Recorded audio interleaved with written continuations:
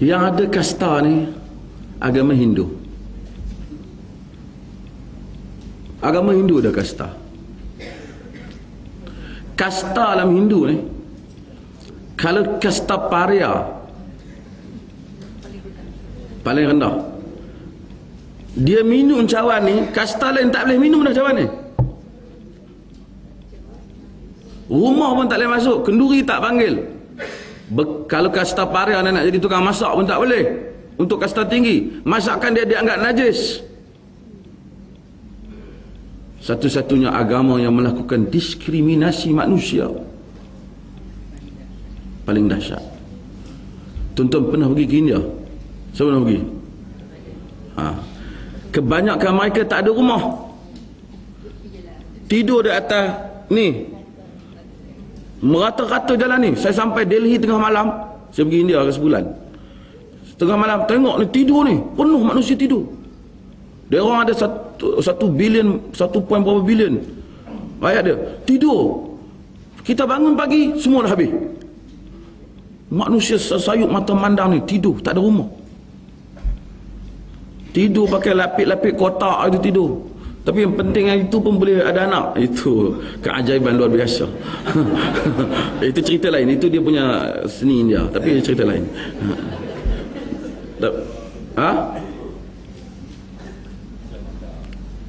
Sangat hina kehidupan mereka di dalam negeri mereka. Kasta paria ini telah dibawa oleh Inggeris ke dalam negara kita. Kasta paria ini telah dibawa oleh Inggeris ke dalam negara kita. Kasta paria ini telah dibawa oleh Inggeris ke dalam negara kita. Kasta paria ini telah dibawa oleh Inggeris ke dalam negara kita. Bukan nak bela Inggeris, nak bela abang kat depa. Inggeris bawa mereka ke sini. Kehidupan yang mereka nikmati di sini 1000 kali ganda lebih baik dan negeri mereka.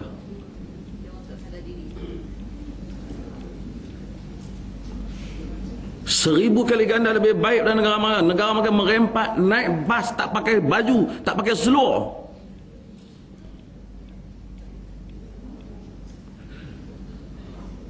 Mari sini nak habaq kat British, pedulilah British tu, tapi nak habaq British, kami ni dizalimi kena bawa ke sini kerana kami ni adalah tertindas sini.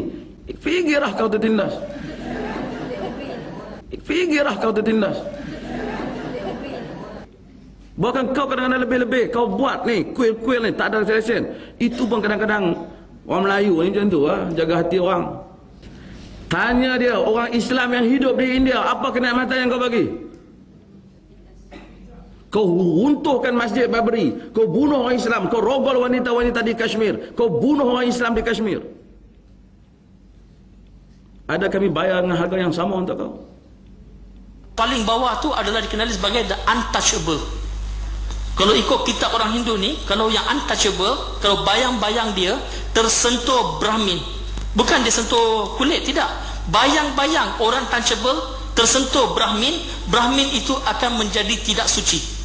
Membaca kitab Weda ataupun kitab-kitab suci, ini ikut kitab diorang ya, perintah dalam kitab diorang, tangkap sudra itu, tarik telinga, potong telinga, tuang minyak didih panas-panas dalam mulut. Ikut kitab dia ada beberapa perkara tentang kasta ni juga. Contohnya, kalau ada seorang sudra ni, kasta rendah, dia serve makanan kepada tuan dia yang Brahmin katakan. Dan kalau dia terpegang makanan itu, tersentuh makanan itu, sebagai hukuman, Brahmin itu dapat tidur dengan isteri dia selama sebulan. Kasta rendah, dia serve makanan kepada tuan dia yang Brahmin katakan. Dan kalau dia terpegang makanan itu, tersentuh makanan itu, sebagai hukuman, Brahmin itu dapat tidur dengan isteri dia selama sebulan. Kalau seorang sudra tu duduk sebelah Brahmin, punggung dia akan dikerat.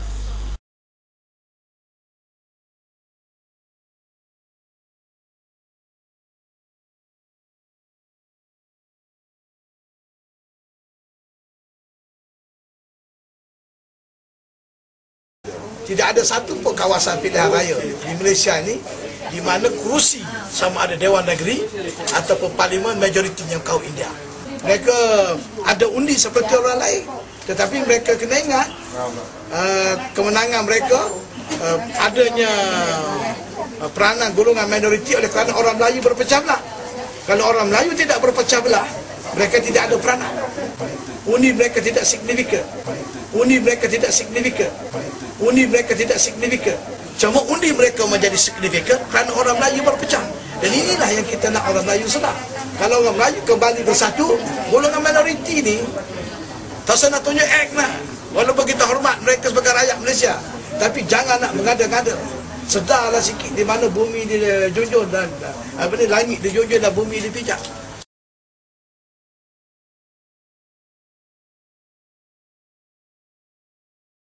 Saya dimaklumkan bahawa semua ahli yang hadir bersetuju bahawa novel Interlock adalah satu novel yang baik. Ya, novel Interlock adalah satu novel yang menyeru pada soal perpaduan di antara kaum. Ini satu yang selaras dengan gagasan satu Malaysia. Ya, cumanya bila ada kebimbangan MIC ataupun setengah-setengah kelompok masyarakat India tentang beberapa perkataan yang digunakan. Dan penulis ini langsung kalau ikut dibaca keseluruhannya, tidak ada menunjukkan atau niat untuk nak memperhina ataupun mengecilkan mana-mana kaum dalam novel itu. Ya.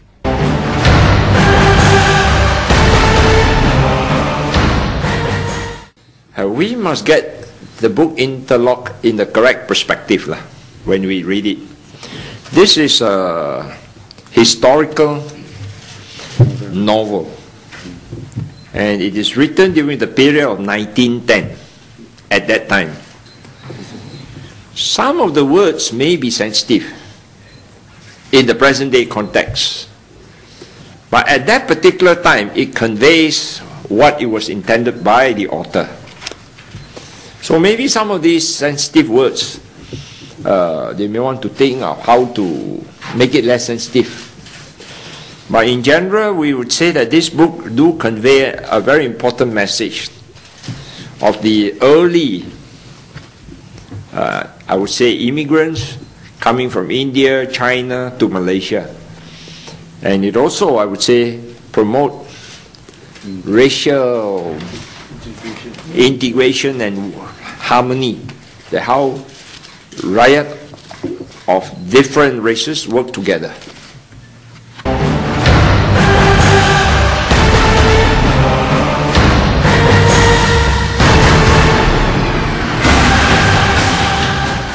I've read Interlock a long time ago, and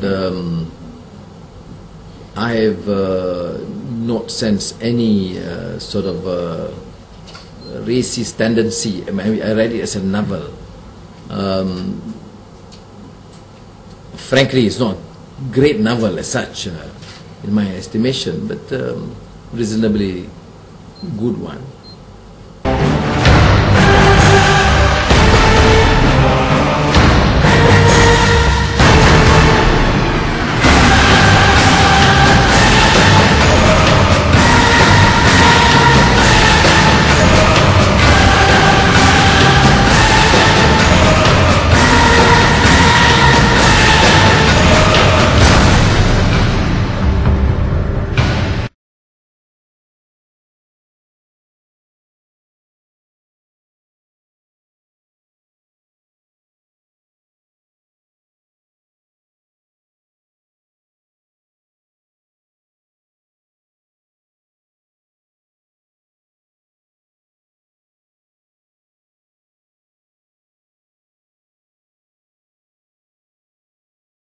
உங்ககிட்ட intraop மேல நீங்க வச்ச நம்பிக்கை இன்னும் ஆணித்தரமா அஸ்தியோரமா இன்னும் இருக்குது அப்படிங்கிறதுக்கு இதான் உதாரணம்.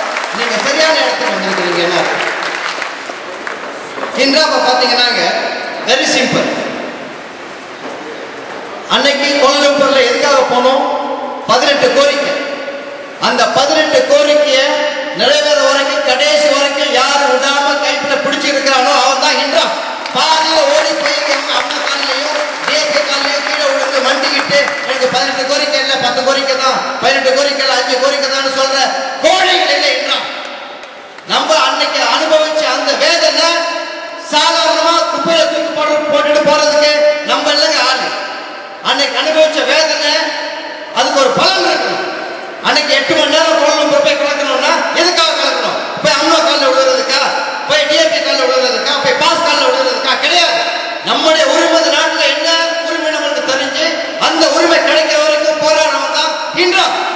இன்னைக்கு நீங்க சரியான இடத்துல வந்திருக்கிறீங்க, அதை முதல்ல மனசுல நிறுத்திக்குங்க. அடுத்ததா நம்மளுக்கு பயம் கிடையாது. நீங்க உங்களுக்கு எல்லாம் பயம் தெரியாது. ஏன்னு கேட்டீங்கன்னா, மலேசியா வரலாற்றிலேயே இந்தியர்களுக்காக போராடி அடிக்கடி அதிகமா போலீசால கைது செய்யப்பட்ட ஒரே இயக்கம் இன்றாப் தான். வேற எவ்வளவு இருக்கிறாங்க? யாராவது போலீஸ் எத்தனை வாட்டி மாட்டி இருக்கிறாங்களா? போன வாரம் அதுக்கு முன்னாடி தைப்பூசம் வரைக்கும் லேட்டஸ்ட் அரசு மாசம் எங்களை பிடிச்சிக்கிட்டு தான் இருக்கிறாங்க. நீ பிடிச்சிக்க இவன் தங்கம் அதான் எங்களோட இது. நீங்க இருக்கிறாங்க, எஸ்பி எல்லாம் இருக்கிறாங்க. ஒவ்வொரு கூட்டத்திலும் நாங்க சொல்றதான் சொல்றோம். நல்ல பெருசா எழுதி கொண்டு போய் பிரைம் மினிஸ்டர் கொடுங்க. எங்களுக்கு பயம் கிடையாது, எங்களுக்கு பயம் கிடையாது. ஏன்னா எங்க பக்கம் நியாயம் இருக்குது, தர்மம் இருக்குது, சத்தியம் இருக்குது. அந்த போராட்டம் தொடரும். ஆக நீங்க வந்துட்டு யாரு 18 கோரிக்கையை பத்தி பேசுறாங்களோ, நீ மக்கள் சக்தின்னு போன மாதிரி வேற ஒரு பேரை வச்சுக்கலாம், இல்ல காது வாயு மூக்கு அப்படின்னு சொல்லி வச்சுக்கலாம். ஆனா ஹிந்து அப்படிங்கிற வார்த்தையை உபயோகித்து இவ்வளவு தைரியமா மேடையில பேசுறதுக்கு மனசுல தைரியம் இருக்குங்க. அவன் தான் இன்றா, நாங்க தான் இன்றா, நாங்க தாங்க இன்றா மக்கள் சக்தி. இதுல உங்களுக்கு குழப்பமே வேண்டாம். இத போய் நீங்க 200 பேர் வந்திருக்கிறீங்கன்னா ஆளுக்கு 10 பேருக்கிட்ட சொல்லுங்க. 2000 பேருக்கு தெரியும், 20,000 பேருக்கு தெரியும். அதுதான் நீங்க இன்னைக்கு வந்து செய்ய போற மிகப்பெரிய உங்களோட தொண்டு. என்னன்னா அதுதான் மக்கள் கிட்ட சொல்லுங்க. இன்றா இன்னும் சாகல, சாகாது, வீழாது, தொடர்ந்து போராடும் அப்படின்னு எல்லாருக்கும் தைரியமா சொல்லுங்க. அதுதான் இன்றா. அதுல நீங்க தெளிவா இருக்கும். இன்றா எதுக்காக போராடுது? காலையில இருந்து சகோதரர்கள் எல்லாம் சொல்லிட்டு இருக்கிறாங்க. ரொம்ப நல்லா பேச கத்துக்கிட்டாங்க. இப்ப ஆரம்பத்துல மேடை முன்னுக்கு வர பேச தயங்குவாங்க. ஆனா இப்ப அவங்களுக்கு ட்ரைனிங் வந்துடுச்சு. அவங்களும் உண்மைகளை எடுத்து தைரியமா பேசுறாங்க. எதனால அவங்களுக்கு அந்த தைரியம் வருது? ஏன்னா அவங்க கிட்ட அவங்க பேசுறது உண்மை, நியாயம், சத்தியம்னு அவங்க நம்புறாங்க. அதுதான் உண்மை. அதனால அவங்க சொந்தமா பேசுறாங்க. ஏன்னா உண்மையை பேசுறதுக்கு நம்ம பயப்பட வேண்டிய கட்டாயம் கிடையாது. ஆக இன்றாம் அப்படி என்னத்தை கேட்டுடுச்சு? உலகத்துல இல்லாதது என்னங்க கேட்டுடுச்சு? இன்றாம் நம்ம என்ன கேட்டோம்னா, இந்த நாட்டில் இங்க பாருங்க, நம்மளும் பிரஜைகள், we are citizens of this country, whether you like it or not. நான் கருப்பா இருக்கலாம், அசிங்கமா இருக்கலாம், கட்டையா இருக்கலாம், புள்ளமா இருக்கலாம், ஆனா நான் இந்த நாட்டோட குடிமகன், சிட்டிசன். எனக்கு இந்த நாட்டுல உரிமை இருக்குது. என்ன உரிமை கேட்கிறோம்? கல்வியில நமக்கு உரிமை வேணும், ஸ்காலர்ஷிப் வேணும், வியாபாரத்துல நம்மளுக்கு பங்கு வேணும், நம்மளுக்கு வேலை வாய்ப்பு வேணும். நம்மளும் இந்த நாட்டுல எல்லாரும் அனுபவிக்கிற மாதிரி நாங்களும் அனுபவிக்கணும். 53 வருஷமா நீங்க ஏமாத்திட்டு இருக்கிறீங்க. ஏமாத்துறது போதும். Come to the table, let's talk அப்படின்னு கூப்பிட்டது தப்பா? இததான் நம்ம செஞ்சோம். இதான் இன்றா செஞ்சிச்சு. நம்மள 50 வருஷமா இந்த அம்னோ அரசாங்கம், இந்த பர்சன் நேஷனல் அரசாங்கம் நம்மள அப்படியே வேற எடுத்துட்டு வராங்க. கரு அறுக்கிறாங்க. கரு அறுக்கிறீங்கன்னா தெரியுமா? வயிற்றுல ஒரு தாய் கர்ப்பவதியா இருக்கிற போது அந்த பிள்ளையை கொள்றாங்கல்ல, அதுக்கு பேர் தான் கரு அறுக்கிறதுன்னு பேரு. உதாரணத்துக்கு சொல்றேன். 10A எடுத்த மாணவன், 7A எடுத்த மாணவன் எஸ்பிஎம்ல ஸ்காலர்ஷிப் கிடையாது, மெட்ரிகுலேஷன் கிடையாது, லோன் கிடையாது. ஏன் கிடையாது? ஏன்னா அவன் தமிழன், அவன் இந்தியன். அதனால அந்த ஒரே காரணத்துக்காக அவனுக்கு கிடையாது. நல்லா யோசிச்சு பாருங்க. மெட்ரிகுலேஷன்ல 40,000 இடம்ன்றாங்க, 50,000 இடம்ன்றாங்க. ஆனா மலேசியாவில் 7Aக்கு மேல எடுத்த பிளாஜா செம்பர்லாம் 7,000 பேர் தான். அதுல நம்ம கணக்கு 2,234 பேரு நம்மளுடைய 7Aக்கு மேல எடுத்த மாணவர்கள் சொல்றோம். அப்ப 40,000 இடம் நீ மெட்ரிகுலேஷன்ல கொடுத்துருக்கீங்க. அந்த 40,000 பேரும் 7Aக்கு மேல எடுத்தவனுங்களா? நீ ப்ரூவ் பண்ணு, நாங்க கேட்க மாட்டோம். முடியுமா? 40,000 பேரும் 7Aக்கு மேல எடுத்திருக்காங்க. கிடையாது, வெறும் 7,000 பேர் தான் பிரஜா சம்பர்லாம். அதுல நம்மளால 2,234 பேருக்கு நீ இடம் கொடுக்கலங்கன்னா எந்த நோக்கத்துக்காக நீ கொடுக்காம இருக்க? ஒரு 11 வருஷங்க 1வதுல இருந்து ஃபார்ம் 5 வரைக்கும் படிச்சு 7A எடுத்து உதயகுமார் சார் சொல்லுவாரு, எல்லாரும் பெற்றோர்கள் எல்லாம் சொல்லுவாங்க, ஐயா கஷ்டப்பட்டு படிங்க, கஷ்டப்பட்டு படிங்க, இதான் உங்களுக்கு ஒரே வழி அப்படின்னு நம்ம சொல்லி சொல்லி சொல்லி பிள்ளைகளை வளர்த்த 11 வருஷம் அவன் கல்வி போராட்டம் நடத்தணும். ராத்திரி பகலா உணர்ந்து படிச்சு, அம்மா அப்பா கஷ்டப்பட்டு டியூஷனுக்கு அனுப்பி அது பண்ணி இது பண்ணி விடிய விடிய கண்விழிச்சு படிச்சு 11A 7A எடுக்கிற ஒரு மாணவனுக்கு இடம் இல்லை அப்படின்னு சொன்னாக்கா என்ன நோக்கமா இருக்க முடியும்? இதுக்கு அவரு 11 வருஷம் இந்த இலவச கல்வியை கொடுக்குற அந்த அரசாங்கம் நல்ல மாணவர்கள் உருவாக்கணும்னு சொல்லித்தானே. அந்த நல்ல மாணவனுக்கு ஏன் நீ கொடுக்க மாட்டேங்கிற? ஏன்னா நல்ல சிறந்த தேர்ச்சி பெற்ற இந்திய மாணவர்கள் பல்கலைக்கழக படிப்பெல்லாம் போய் எந்த விதமான தடங்கள் இல்லாம கத்துக்கிட்டாங்கன்னா இந்த சமுதாயம் முன்னுக்கு வந்துடும். இந்த சமுதாயத்தை முன்னுக்கு வரக்கூடாது. ஆக ஃபார்ம் 5 நீ நல்லா படிச்சா அப்பவே ஒரு கருத்தை தூக்கி வீசிடுவேன். நீ நாசமா போ. எங்கேயாவது போய் லோன் எடு. நீ போய் யூனிவர்சிட்டியில படிக்காம உனக்கு யூனிவர்சிட்டியில இடம் கிடைக்காது. போய் லோன் எடு. நீ படிச்சுட்டு வெளியே வர போது உனக்கு 2 லட்சம் வழி 1.5 லட்சம் வழி கடன் இருக்கும். வேலை செஞ்சியா அடுத்த மாசத்துல இருந்து நீ காசு கடன் கட்டிக்கிட்டே இரு. அப்புறம் வீடை வாங்குவேன், வீட்டு கட்டை கட்டு, அப்புறம் காடி வாங்குவேன் கட்டு. 50-60 வயசு வரைக்கும் கடன் கடன் கடன் கடன் கட்டிக்கிட்டே நீ பாட்டுக்கு குட்டிச்சாரா போ. சமுதாயத்தை பத்தி பேசாத, உரிமையை பத்தி பேசாத, உன்னோட இலக்கு எந்த நாட்டில் அதை பத்திலாம் உனக்கு பேச யோசிக்க உட்காந்து இந்த மாதிரி வந்து கேட்கறதுக்காக நேரம் இருக்காது. விடிய வேலை செய்யணும். 55-60 வயசு வரைக்கும் அந்த கடனை அடைக்கிறதுக்காகவே நீ வேலை செஞ்சு போச்சு உரிமை. தமிழ் பள்ளிக்கூடத்தை பத்தி யார் பேசுவா? கோயிலை பத்தி யார் பேசுவா? இந்த மாதிரிலாம் பேசுறதுக்கு ஆள் இல்லாம ஆக்கணுங்கிறதுக்காகவே அந்த ஃபார்ம் 5 பையனுக்கு ஸ்காலர்ஷிப் கொடுக்கறது இல்லை. ஸ்காலர்ஷிப் கொடுக்குறேன்னு நினைச்சா கொடுக்கலாங்க. சரி, ஸ்காலர்ஷிப் தான் இல்லை, யூனிவர்சிட்டியில் இடம் கொடுக்கலாம், அதுவும் கொடுக்க மாட்டான். ஏன்னா இந்த சமுதாயம் கொண்டு வரக்கூடாது. அதோட ஆக கடைசியான அதுல மகாஜன் முகமதோட கொட்டேஷன் உங்க பிரீமியர் கடையில் வந்திருக்குது. இந்த நாட்டை ஆண்ட ஒரு பிரதமர், இந்த நாட்டை ஆண்ட எல்லாருக்கும் பிரதமராக இருக்க வேண்டிய ஒரு மனுஷன் சொல்லியிருக்கிறாரு, பல்கலைக்கழகத்தில் நம்ம மெரிட் படி இடம் கொடுத்தோம்னாக்கா, அதாவது தகுதி அடிப்படையில் பல்கலைக்கழகங்கள் இடம் கொடுத்தோம்னாக்கா பாதிக்கும் மேற்பட்ட பூமிபுத்ரா மாணவர்கள் பல்கலைக்கழகத்துக்கு போயிருக்க முடியாது. அப்படின்னா என்ன அர்த்தம்? பாதிக்கும் மேற்பட்ட தகுதியான மலாய்க்காரர்கள் அல்லாத மாணவர்களோட இடத்தை புடுங்கிட்டு தகுதியே இல்லாத மலாய்க்காரனை யூனிவர்சிட்டி கொடுத்துருக்கேன்னு இந்த நாட்டோட பிரதமர் சொல்றாருங்க. இதை விட அநியாயம் இந்த நாட்டில் நடக்குமா? நம்ம மட்டும் வரல இந்த நாட்டுக்கு. இந்தியாவில இருந்து சிங்கப்பூருக்கு போயிருக்காங்க, பிஜிக்கு போயிருக்காங்க, மொரிஷியஸ் போயிருக்காங்க, சவுத் ஆப்பிரிக்கா போயிருக்காங்க, சுரினாம் போயிருக்காங்க, டிரினிடாட் போயிருக்காங்க, கனடா, யூகே, அமெரிக்கா எல்லாத்துக்கும் போயிருக்காங்க. எந்த நாட்டிலேயாவது இந்த மாதிரி கேவலமா இருக்கிறோமா? கிடையாது.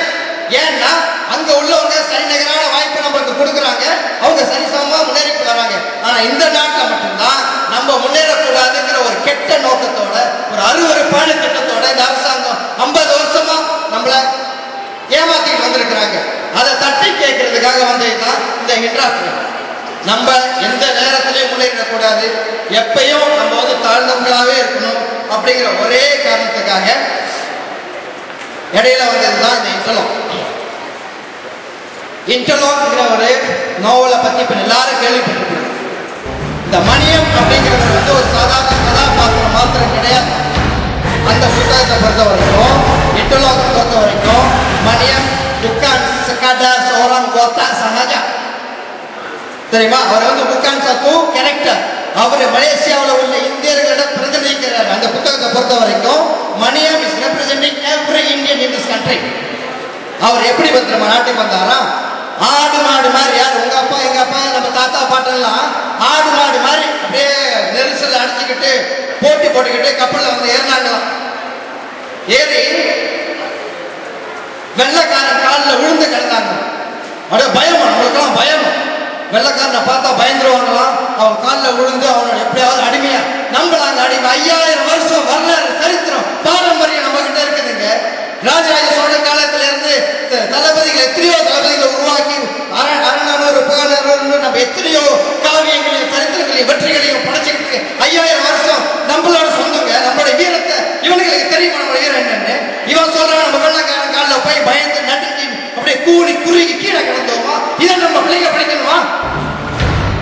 யோசிச்சு பார்க்கணும். இதை நம்ம படிக்கணுமா? நம்ம எல்லாரும் பறையர்கள், நம்ம எல்லாரும் பறையர்கள் அப்படின்னு சொல்றோம். இந்த பறையர்கள் வார்த்தையை இந்த 2 மாசத்துக்கு முன்னுக்கு நம்ம கூட பேசுறது தைரியம் இருக்காது, வெக்கப்படுவோம், நாக்கு தூசும்.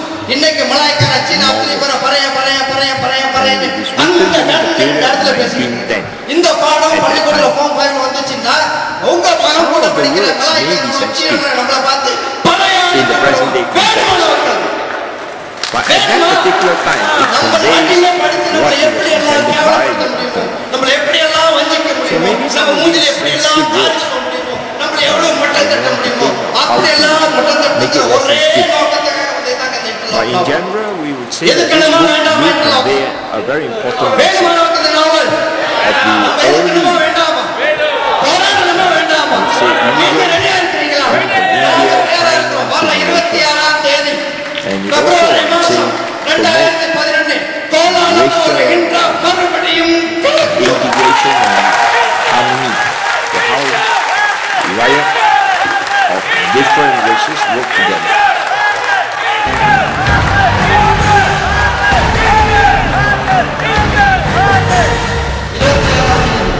பிப்ரவரி மாதம் 2011 கோலாலம்பூர். மற்ற விவரங்களை நீங்க செய்தித்தாள்ல பாருங்க.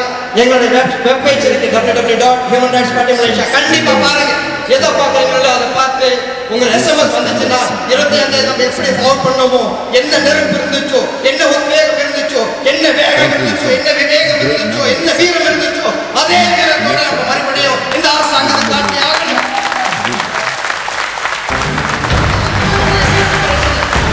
கண்டிப்பாக செயல்படுத்தி ஆகணுங்க. ஏன்னா என்ன பயப்படாது, பயந்ததெல்லாம் போதும். இன்னைக்கு என்ன சொல்லி எத்தனையோ பேர் என்னென்னவோ செஞ்சாங்க, நம்மளை பிளான் பண்ணி பார்த்தாங்க, முடியல. நம்மளை உடச்சு பார்த்தாங்க, முடியல. நம்ம இன்னும் உயிரோட இருக்கிறோம். ஏன்னா நம்ம பக்கம் நியாயம் இருக்குது, தர்மம் இருக்குது, சத்தியம் இருக்குது. எங்க கூட நாங்க ரெடியா இருக்கிறோம். எங்களுக்கு பிடிச்சி நீங்க உள்ள போடு, ஐஎஸ்ஐயா போடு, தூக்குறியா தூக்கு, எது வேணாலும் பண்ணீங்க. ஆனா இன்றாப்ப உரிமை இருக்கிற வரைக்கும் நாங்க அந்த ஆரம்பத்துல இவங்க இருந்தாங்க, போயிட்டாங்க. இப்ப நாங்க வந்திருக்கோம். நாங்க போன பிறகு மறுபடியும் இந்த போராட்டம் தொடர்றதுக்கு எங்கள்ல நிறைய பேர் ரெடியா இருக்கிறாங்க. ஆனா நாங்க கேட்கறதெல்லாம், நாங்க ரெடியா இருக்கிறோம், நீங்க ரெடியா இருக்கிறீங்களா? உங்களோட ஆதரவு எங்களுக்கு இருக்கா இல்லையா அப்படிங்கிறது. நீங்க ரெடின்னா நாங்களும் ரெடியா இருக்கிறோம். எனவே வர 26ஆம் தேதி மீண்டும் இந்த நாட்டிலே ஒரு புரட்சி, ஒரு சரித்திரத்தை படைப்போம். எல்லாரும் வாங்க, எல்லாருக்கிட்ட போய் சொல்லுங்கன்னு சொல்லி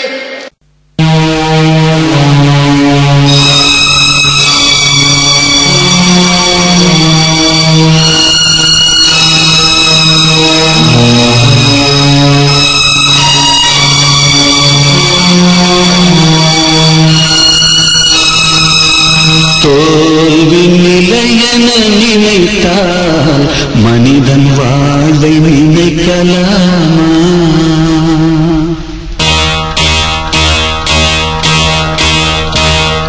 தோல்வி நிலையென நினைத்தால் மனிதன் வாழ்வை நினைக்கலாமா? வாழ்வை சுமையென நினைத்து தாயின் கனவை மிதிக்கலாமா? உரிமை இழந்தோம், உடமையும் இழந்தோம், உணர்வை இழக்கலாமா? உணர்வை கொடுத்து உயிராய் வளர்த்த கனவை மறக்கலாமா? தோல்வி நிலையென நினைத்தால் மனிதன் வாழ்வை நினைக்கலாமா?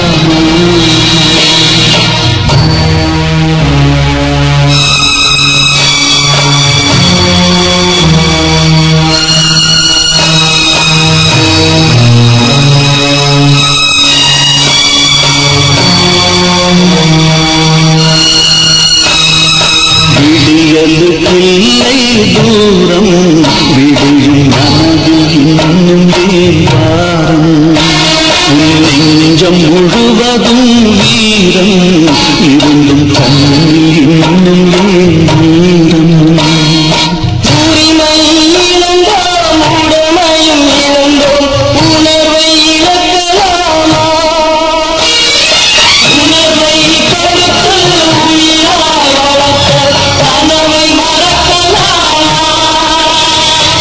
தோல்வி நிலையென நினைத்தால் மனிதன் வாழ்வை நினைக்கலாமா? வாழ்வை சுமையென நினைத்து தாயின் கனவை மிதிக்கலாமா?